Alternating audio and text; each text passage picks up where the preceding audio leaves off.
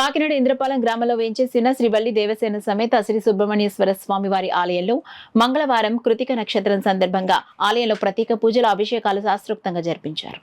Kakinada rural మండలం ఇంద్రపాలెం గ్రామంలో వేంచేసి ఉన్న శ్రీ వల్లి దేవసేన సమేత శ్రీ సుబ్రహ్మణ్యేశ్వర స్వామివారి ఆలయం తెల్లవారుజాము నుండి భక్తులతో కిటకిటలాడింది. శ్రీ సుబ్రహ్మణ్యేశ్వర స్వామివారి జన్మ నక్షత్రమైన కృతిక నక్షత్రం మంగళవారం కలిసి రావడంతో తెల్లవారుజాము నుండి పెద్ద సంఖ్యలో భక్తులు తరలివచ్చి స్వామివారిని దర్శించి పూజలు అభిషేకాలు భక్తి శ్రద్ధలతో నిర్వహించారు. ఈ సందర్భంగా ఆలయ ఎగ్జిక్యూటివ్ ఆఫీసర్ జోగ సత్యనారాయణ మాట్లాడుతూ ఆలయానికి వచ్చే భక్తులకు ఎలాంటి అసౌకర్యం కలగకుండా అన్ని ఏర్పాట్లు చేశామన్నారు. ఆలయ అర్చకులు మధుశర్మ మాట్లాడుతూ స్వామివారికి ప్రత్యేక పూజలు అభిషేకాలు శాస్త్రోక్తంగా జరిపించినట్లు వెల్లడించారు. వల్లి దేవసేన సుబ్రహ్మణ్యేశ్వర స్వామివారి ఆలయంలో వేకువజాము నుండి కూడా విశేషంగా అభిషేకాలు పూజా కార్యక్రమాలు నిర్వహించడం జరిగింది.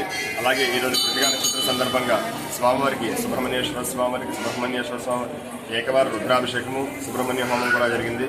కావున భక్తులందరూ కూడా కాలసర్పాది కుజదోష పరిహారార్థం వివాహం కాని వారు ఎవరైనా ఇక్కడికి వచ్చి వివాహం చేసుకున్నట్లయితే శీఘ్రకాలంలో వివాహం జరిగి అలాగే సంతానం లేని వారు ఎవరైనా ఇక్కడికి వచ్చి పూజా కార్యక్రమాలు నిర్వహించుకుంటే శీఘ్రకాలంలో సత్సంతానం కలుగుతుందని నాడి. కావున భక్తులందరూ కూడా ఏం చేసి స్వామివారి దర్శనం చేసుకుని స్వామివారి కృపకు పాత్రలు కావాల్సిందిగా కోరి ప్రార్థిస్తున్నాము. సర్వేజన సుఖనో భవంతు. దివ్య అభిషేకంలో అర్చనలు కూడా ప్రారంభమయ్యాయి. ఈ రోజు తెల్లవారుజామున 5 గంటల నుంచి కూడా భక్తులు విశేషంగా రావడం, స్వామివారిని దర్శించుకోవడం, అభిషేకాలు చేసుకోవడం, హోమాలు మొదలైన కార్యక్రమాల్లో పూర్తిగా నిమగ్నమై ఉన్నారు.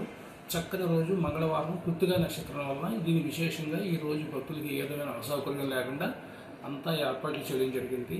శానిటేషన్ కానీ మంచినీళ్ళ సౌకర్యం కానీ అన్నీ కూడా ఏర్పాటు చేయడం జరిగింది.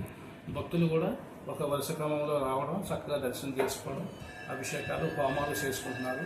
ఇలాంటి విశేషమైన రోజు కారణంగా ఈ రోజు మధ్యాహ్నం 12 గంటల వరకు కూడా భక్తులకి ఈ విశేష హోమాలు చేసుకునే అవకాశం ఉంది. కావున ఈ విశేషమైన రోజున ప్రతి ఒక్కరు స్వామివారిని దర్శించి స్వామివారి అనుగ్రహం పొందవలసిందిగా కోరి ప్రార్థిస్తుంది.